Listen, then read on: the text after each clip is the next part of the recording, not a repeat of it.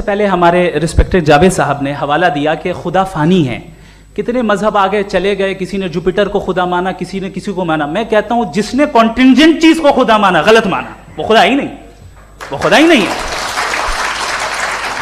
ہم تو necessary being کو ثابت کرنے بیٹھے ہیں, وہ نیسیسری کاز جو ایٹرنل ہے, جو ابدی بھی ہے اور ازلی بھی ہے. ہم کسی اور کو ثابت کرنے نہیں بیٹھے. السلام علیکم ورحمۃ اللہ وبرکاتہ.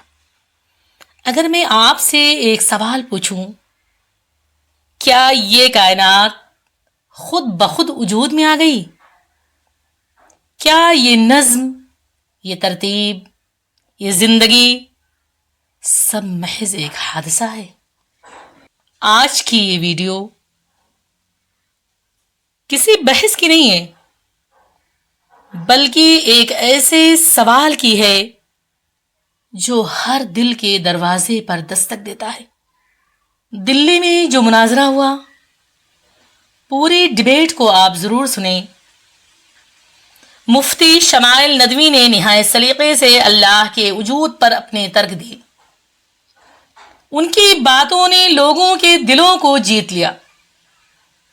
مفتی شمائل ندوی دارالعلوم ندوۃ العلماء سے انہوں نے گریجویشن کیا ہے اور ابھی وہ ملیشیا میں پی ایچ ڈی کر رہے ہیں. جاوید اختر شاعر ہیں, فلم کار ہیں, اور وہ ایتھیسٹ ہیں, یعنی وہ کسی خدا کو نہیں مانتے. رب کے نہ ہونے کا دعویٰ مردود ہے, رب کے نہ ہونے کا دعویٰ مردود ہے, حق یہی ہے کہ اللہ موجود ہے. جاوید اختر نے بولا نہیں ہے خدا, جاوید اختر نے بولا نہیں ہے خدا. اپنے دعوے کو ثابت نہ وہ کر سکا. اس جہاں کا یقیناً ہے کوئی خدا, اس جہاں کا یقیناً ہے کوئی خدا. اس کو مفتی شمائل نے ثابت کیا, اس کو مفتی شمائل نے ثابت کیا. جلائی حق کی شمع ذو فشاں مفتی شمائل نے, جلائی حق کی شمع ذو فشاں مفتی شمائل نے. سنائی ڈٹ کے ایمانی اذاں مفتی شمائل نے. کٹی زنجیر باطل جب اٹھی للکار ایمانی, کٹی زنجیر باطل جب اٹھی للکار ایمانی. مقفل کی ہے باطل کی زباں مفتی شمائل نے, مقفل کی ہے باطل کی زباں مفتی شمائل نے. آسمان ستاروں سے بھرا ہوا تھا, مگر انسان کے دل میں ایک شور تھا, ایک سوال تھا. وہ شام, وہ سوال اور سچائی کے خاموش فتح. دہلی کی ایک سنجیدہ شام تھی. آسمان پر ہلکے بادل تھے, جیسے وہ بھی کسی سوال کا جواب ڈھونڈ رہے ہوں.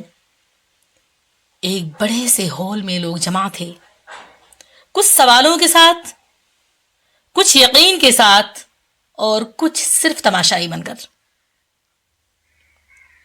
اسی اسٹیج کے ایک جانب مفتی شمائل ندوی خاموشی سے بیٹھے ہوئے تھے.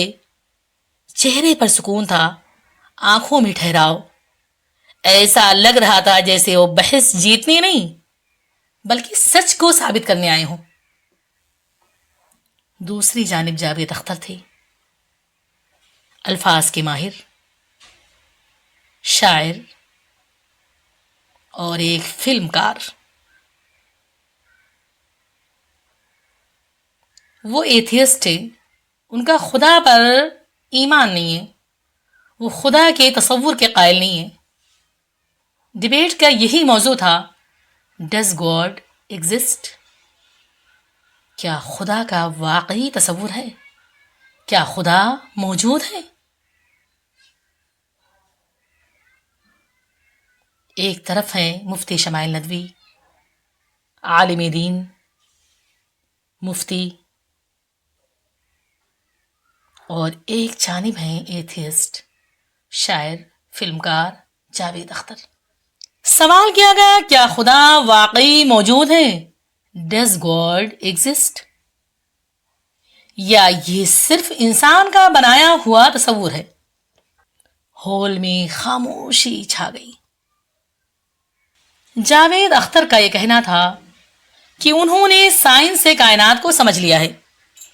ستاروں کی پیدائش، زمین کی گردش، انسان کا ارتقاء، ہر چیز کی تشریح موجود ہے. پھر نعوذ باللہ خدا کی ضرورت کیوں؟ اگر خدا ہے تو دکھتا کیوں نہیں؟ اگر خدا ہے تو نظر کیوں نہیں آتا؟ تالیاں بجیں، کئی نوجوانوں کے چہروں پر اطمینان تھا، جیسے ان کے دل کی بات کہہ دی گئی ہو. مفتی شمائل ندوی کی خاموش مسکراہٹ. مفتی صاحب مائک لیتے ہیں، خاموشی کے ساتھ لوگوں کی جانب دیکھتے ہیں، پھر آہستہ سے کہا، آج ہم شور و شرابہ نہیں کریں گے، بلکہ دلیل سے بات کریں گے. مفتی صاحب بولے، آپ کہتے ہو خدا نظر نہیں آتا، اس لیے وہ نہیں ہے. کیا ہوا نظر آتی ہے؟ کیا محبت نظر آتی ہے؟ لیکن کیا اس کا انکار ممکن ہے؟ کچھ لوگ چونک گئے. انہوں نے ایک وقفہ لیا اور کہا، یہ کائنات، یہ دنیا، یہ نظم، یہ توازن، یہ قانون، یہ سب خود بخود نہیں بن گیا. کیا ایک کتاب خود ہی لکھ دی جاتی ہے یا ہر تحریر کسی لکھنے والے کی گواہ ہوتی ہے؟ جاوید صاحب نے کہا، یہ سب نیچر کے قوانین ہیں، قدرت خود کافی ہے. مفتی شمائل ندوی نے نرمی سے جواب دیا کہ کوئی بھی قانون بنانے والے کے بغیر ممکن نہیں. نیچر خود ایک نظام ہے اور ہر نظام کے پیچھے ایک نظم دینے والا ہوتا ہے. ہر نظام کو ایک چلانے والا ہوتا ہے. ہر قانون کا ایک قانون ساز ہوتا ہے. اگر خدا نہ ہو تو یہ سوال بھی نہ ہو، یہ عقل بھی نہ ہو، یہ بحث بھی نہ ہو، یہ ڈیبیٹ بھی نہ ہو. ہال میں خاموشی تھی، مگر اب یہ خاموشی سچ کی تھی. جاوید اختر کا کہنا تھا کہ اگر خدا ہے تو ظلم کیوں ہے؟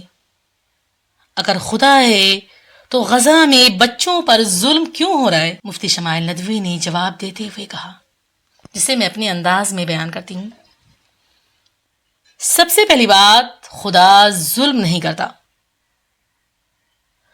اللہ نعوذ باللہ ظالم نہیں ہے، بلکہ ظلم انسان کرتا ہے. جو کچھ غزہ میں ہو رہا ہے وہ انسانوں کے فیصلوں، طاقت، سیاست اور ظلم کا نتیجہ ہے. اللہ نے انسان کو اختیار دیا ہے. اگر خدا ہر ظالم ہاتھ کو فوراً روک دے تو پھر امتحان کے کیا معنی؟ انسانوں کا امتحان ہو رہا ہے. جو ظالم ہیں وہ جہنم رسید ہوں گے. جہنم انہی کے لیے بنائی گئی ہے. یہ دنیا انصاف کی آخری عدالت نہیں ہے، بلکہ یہ امتحان کی جگہ ہے.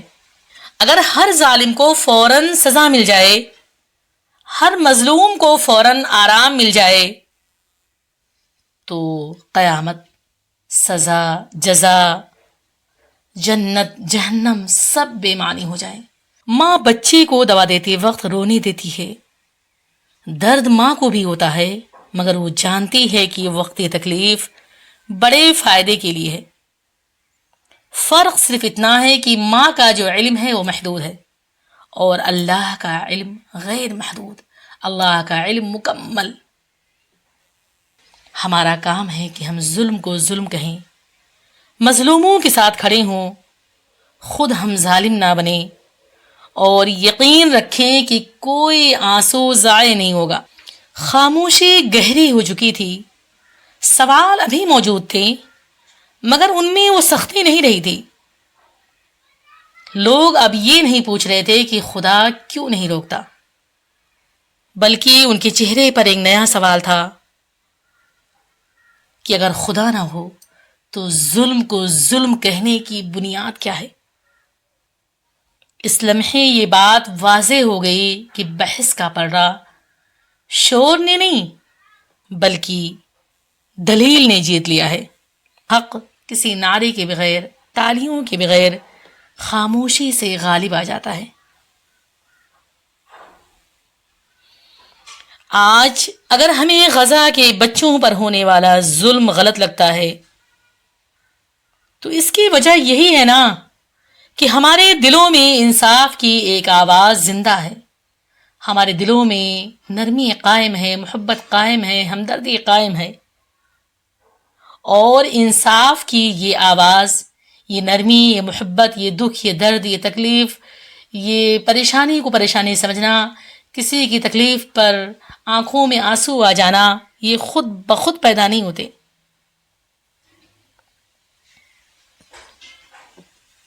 یہ سب اللہ کی دین ہے۔ ہم مانتے ہیں کہ ظلم غلط ہے، اور ہمارا یہی ماننا خدا کے وجود کی سب سے بڑی دلیل ہے۔ یاد رکھیں، کوئی آنسو بے حساب نہیں، کوئی ظلم بے جواب نہیں۔ اگر خدا نہ ہو تو مظلوم کی چیخ ہوا میں گم ہو جائے، مگر چونکہ خدا ہے اسی لیے ہر چیخ محفوظ ہے، ہر آنسو لکھا جا چکا ہے، اور ہر ظالم اپنے وقت پر کھڑا کیا جائے گا اور اس سے اس کے ظلموں کا حساب لیا جائے گا۔